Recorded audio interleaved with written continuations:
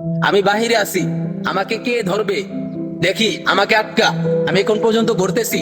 দ্বিতীয়ত হচ্ছে আবার এই হাসনাত আব্দুল্লাহকে টার্গেট করছি আমরা। আসসালামু আলাইকুম। সবাই কেমন আছেন? আশা করি সকলে ভালো আছেন। আজকে আর একটা বিষয় নিয়ে মুখ খুলতে হইলো আমার।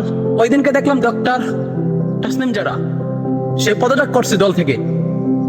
তারপর হাসনাত, ওরা ছাড়া তো এনসিপি অসল। অনেকে মুখে মুখে অনেক কথাই বলতেছে, কিন্তু রাজপথে কাউকে দেখি না। একমাত্র হাসনাতকে দেখলাম ওই দিনকে বাংলাদেশে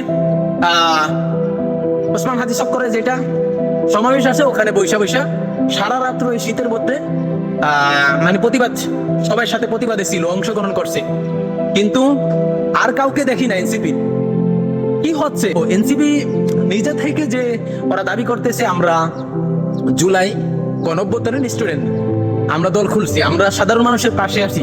তাইলে তোরা এই কথাটা বলো যেহেতু, তাইলে কেন এখন পর্যন্ত বাংলাদেশের মাটিতে সব জায়গায় মানে তোরাও নামাজ নাগা বা অন্য কোনো যে কটা দল আছে এখন, জামাত বলেন, বিএনপি বলেন, এনসিপি বলেন, যে কটা দল আছে সবাই রাজনীতি নিয়ে ব্যস্ত। কিন্তু এখন পর্যন্ত ওসমান হাদির যেই খনির ধীরে বৈশা বড় বড় কথা বলতেছে, কিন্তু তাদেরকে এখন পর্যন্ত কোনো গ্রেফতার করার কোনো নামগন্ধ নাই। কিন্তু রাজনৈতিক দল বাড়ি করার লেগে এক একজন সবাই হাই হুতাশ করতেছে। এটা কেন আপনারা ভাই?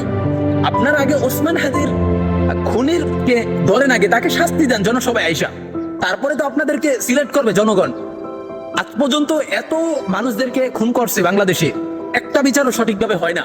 কিন্তু এখন যেহেতু ভোটের সময় আইছে, কিছুদিন পরে ভোট হবে, এখন এই বিষয়টা সংশোধন করার ট্রাই করেন, চেষ্টা করেন দ্রুত। তারপরে এমনিতে জনগণ আপনাদেরকে সিলেক্ট করবে, আপনাদেরকে ভালোবাসবে বা আপনাদের দল করবে। এখন এমনিতেই রাজনৈতিক দল নিয়ে এক একজন টানাটানি করতেছে, এর দল বড়, ওর দল বড়। তো এই সুযোগে আপনারা এইটুকু ভালো কাজ করেন। মানে অনেকে বলতে পারেন যে ভাই আপনি কোন দলের উপর আঙ্গুল তুলতেছেন? আমি কোন দলের উপর আঙ্গুল তুলতেছি না ভাই, যে খুনগুলা করাইছেন বা যে করছেন তার উপরে আঙ্গুল তুলতেছি। আর দ্বিতীয়ত আরেকটা বিষয়, এনসিপি, আপনারা অনেকেই বলেন যে আমি এনসিপির, আসলে আমি এনসিপিও করি না। এনসিপির কিছু কিছু সদস্য আছে যারা একটু সত্যের পথে আছে, তাদেরকে ভালো লাগে আমার, তো ওই বিষয়টা নিয়ে আমি ওদেরকে একটু সাপোর্ট করছি। কিন্তু তাছাড়া আমি কোনো ব্যক্তিগতভাবে কোনো রাজনীতি করি না। ডক্টর ইউনূস সব দিক দিয়ে যোগ্যতা রাখে চাইছে, কিন্তু সেই ডক্টর ইউনূসে এখন পর্যন্ত তাকে গ্রেফতার করতে পারে না। তাদের প্রশাসন কি এতটাই নিচু হয়ে গেছে এখন, মানে প্রশাসনের দিকে এখন ঘৃণা লাগতেছে। আরে ভাই, আল্লাহর কসম কইয়া বললাম, এই বিচারটা যদি না হয়, দেখবেন আপনারা যেই কয়জনেই এখন পর্যন্ত লিগেল ভাবে কথা বলতেছেন বা লিগেল ভাবে চলাফেরা করতেছেন, লিগেল ভাবে মানে জনসভায় মুখ খুলতেছেন, তাদের সবগুলোকে একটা একটা করে ধইরা এরকম অবস্থা হবে যদি এই বিচারটা সঠিকভাবে না হয়।